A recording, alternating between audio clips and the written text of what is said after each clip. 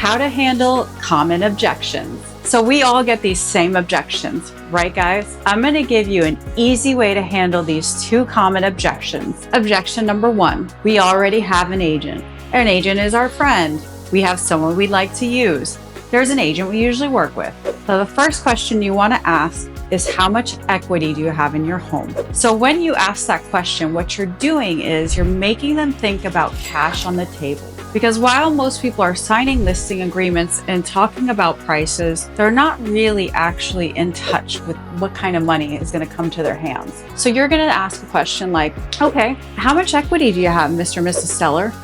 We bought it in 2015. It's probably doubled, I don't know, maybe 500,000 after we pay off our mortgage. So the second question you're going to ask is, you're going to say obviously, because whenever you say something obviously, whatever follows has to be true. That's linguistic programming. So the second question you're going to ask is, well, obviously this is a very important asset for you. You wouldn't want to leave any money on the table, would you? Doesn't that make sense why you should get more than one opinion just to ensure you're not leaving any money on the table? Wouldn't that make sense for you, Mr. and Mrs. Seller? 500,000 is very important to you, isn't it? And then you close. The second thing you want to do is ask an obviously question that leads to closing. Use this to handle the objection, I already have a realtor. You will book more listing appointments. The second common objection that we get this time of year, my favorite objection. If you give me this objection between Halloween to New Year's Eve, 9 times out of 10, if you're a motivated seller,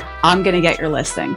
It's the holidays. We're gonna pull our home off the market and wait till next year. How many of you are hearing this when you're cold calling on the phones? I'm gonna wait until next year. I love this objection. Mr. and Mrs. Seller, it looks like you were on the market for 750,000. It looks like you were on the market for 68 days and the home didn't sell, or whatever is true for you guys, what you're looking at. I'm guessing, and please tell me if this is wrong, the reason why you're taking your home off the market for the holidays, you're probably really tired of showings and not seeing any offers. Is that right? Most of the time they're going to tell you, yes, that's exactly right. It's not a good time to sell. Well, have you already decided that it's not a good time to sell, or has your previous agent told you that? Yes, exactly. Okay, may I share some information with you? Did you know that the holidays is actually, in terms of supply and demand, one of the best times to be a seller?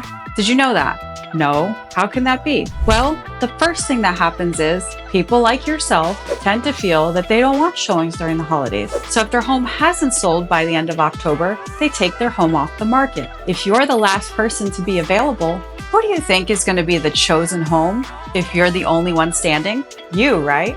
Exactly. So in terms of supply, as a seller, is it better for you to be the only supply available? Or do you think it's better when you had so many competitors and you were on the market with so many other homes? Well, I suppose it's probably better that there's less competition. Now you're starting to understand, Mr. and Mrs. Seller. There's a second variable maybe no one has shared with you. So aside from the fact that you will be the last home available, or potentially one of the last few homes available, did you know that many investors and people in the business of real estate will be desperate to find a home for tax advantages and tax purposes before the end of the year? Did you know that?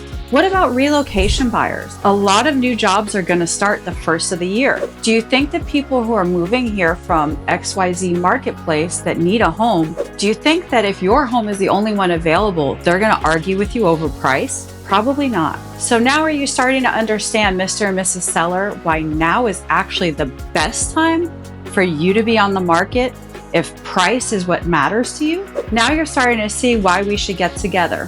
What time would be best for you? I have 3 today or 5 tomorrow. Again, this objection handler, guys, this is like a matter of common sense, but most agents have lied to their clients because they're either taking off themselves or they just don't have enough experience to know the truth. The truth is, at the end of the year, a lot of sales do happen.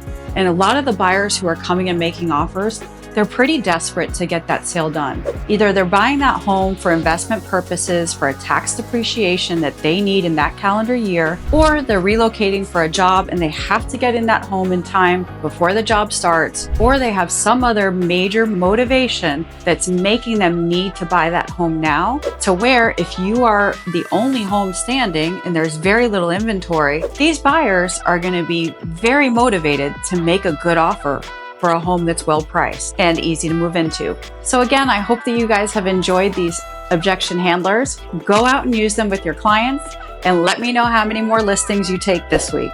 For more tips and tricks like these, go ahead and subscribe to my YouTube channel.